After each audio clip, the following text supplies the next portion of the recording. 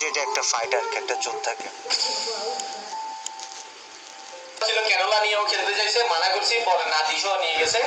আমি নিয়ে গিয়ে হচ্ছে কেরলা খুঁজছে, কারণ কেরলা দিয়ে কিভাবে খেলবে, কেরলা দিয়ে তো খেলা সম্ভব না।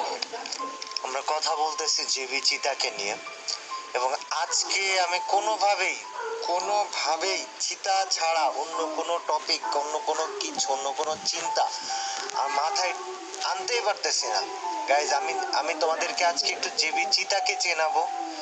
জেবি চিতাকে তোমরা হয়তো গেমে চিনো, ওর গেম খেলা দেখেছো বা ওর গেম প্লের ফ্যান ছিলে, বাট বাস্তবতা বা বাস্তবে চিতা কি বা চিতার বাস্তবতাটা কি, এগুলো আজকে একটু তোমাদের সাথে শেয়ার, মানে আমি আজকে চিতাকে নিয়ে দুটো কথা না বললে আমার আজকে ভালো লাগতেছে না। আমি পুরাটা টাইম, আমি যখন থেকে শুনছি যে চিতা আর নাই, চিতা ইন্তেকাল করছে গতকাল রাত 2টার সময় মিরপুর 11তে সে চিকিৎসাধীন অবস্থায় ইন্তেকাল করছে, তারপর থেকে আমার মাথা থেকে যাচ্ছেই না যে চিতার সাথে আর মাত্র 3 দিন আগেও আমরা কলে কথা বলতেছিলাম।